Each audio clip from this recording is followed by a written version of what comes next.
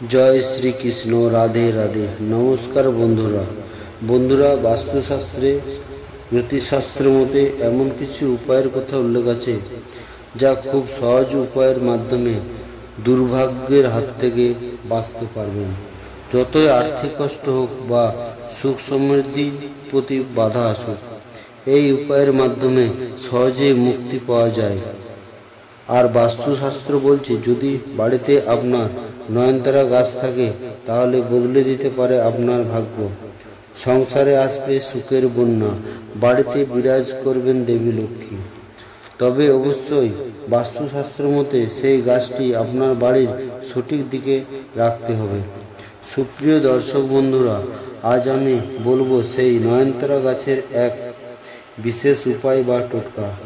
নয়নতারা গাছের এই বিশেষ উপায় বা টোটকা দ্বারা আপনি সহজে ধনপ্রাপ্তি, অর্থপ্রাপ্তি, মান সম্মান, যশ খ্যাতি লাভ করতে পারবেন।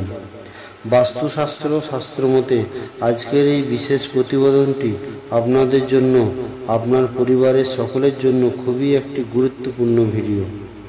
আজ আমি নয়নতারা গাছের এক বিশেষ উপায় বলবো, যার মাধ্যমে আপনি সহজেই ধনপ্রাপ্তি করতে পারবেন। এই নয়নতারা গাছ দিয়ে আপনি এক লাফে ফকির থেকে কোটিপতি হতে পারবেন। তাই জীবনে সুখ সমৃদ্ধি আনতে বিশেষ করে এই নয়নতারা গাছ আশ্চর্য গুণ সম্পর্কে জানতে আপনি অবাক হয়ে যাবেন।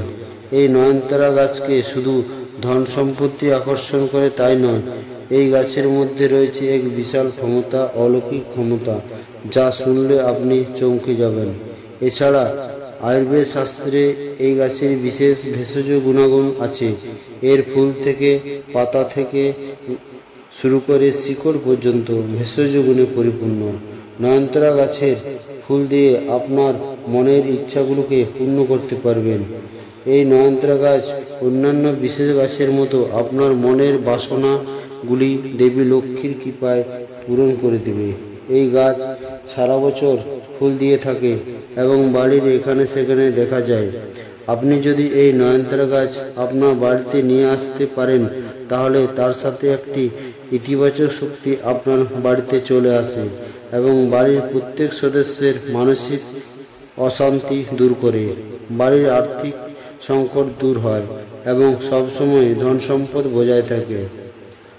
আর যে ব্যক্তি এই গাছ বাড়িতে লাগায়, সে কোনোদিন কোনো ঝামেলায় জড়ায় না, আর বাড়িতে কোনোদিন খাদ্যশস্যের অভাব হয় না দেবী লক্ষ্মীর কৃপায়।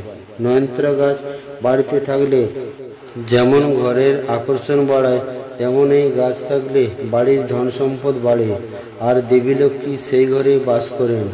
এই গাছের একটা পাতা প্রতিদিন সকালে যদি চিবিয়ে খেতে পারেন, তাহলে বিভিন্ন রোগ থেকে মুক্তি পাওয়া যায়। আর প্রতি বৃহস্পতি এবং শুক্রবার দিন এই নয়নতারা গাছের ফুল দেবী লক্ষ্মীর চরণে অর্পণ করতে পারলে আপনার ধন সম্পদ উপচে পড়বে। সাদা নয়নতারা ফুল দিয়ে দেবাদিদেব মহাদেবকে অর্পণ করতে পারলে তিনি খুবই প্রসন্ন হন এবং ভক্তের ইচ্ছা পূরণ করেন। তাছাড়া গোলাপি নয়নতারা ফুল হনুমানজির চরণে অর্পণ করলে আপনার সমস্ত ধরনের সংকট দূর হবে। এই গাছ যদি বাড়ির সঠিক দিকে লাগাতে পারেন, তাহলে বাড়িতে কোনো নেগেটিভ শক্তি প্রবেশ করতে পারবে না। তাই দেবাদিদেব মহাদেব, হনুমানজি এবং মা লক্ষ্মীর কৃপা দৃষ্টি পেতে এই নয়নতারা গাছ বাড়ির উত্তর পূর্ব বা পূর্ব দিকে অবশ্যই লাগান। তাই নয়নতারা গাছের সুফল পেতে এই গাছের যত্ন নিন এবং মা লক্ষ্মী, হনুমানজি ও দেবাদিদেব মহাদেবের দয়াতে আপনার জীবনে আসা সকল দুঃখ, কষ্ট এবং সংকট নিমেষের মধ্যে গায়েব হয়ে যাবে। বিশ্বাস এবং ভক্তি মতে আপনি যদি এই গাছের ফুল দিয়ে দেবতার চরণে অর্পণ করতে পারেন এবং গাছের সঠিক পরিচর্যা করে যত্ন নিতে পারেন, অবশ্যই ফল পাবেন। সুপ্রিয় দর্শক বন্ধুরা, প্রত্যেক গাছের নিজস্ব গুণ ক্ষমতা আছে। শাস্ত্র মতে আপনার বাড়িতে বিভিন্নভাবে গাছ লাগান এবং পরিবেশ বাঁচান।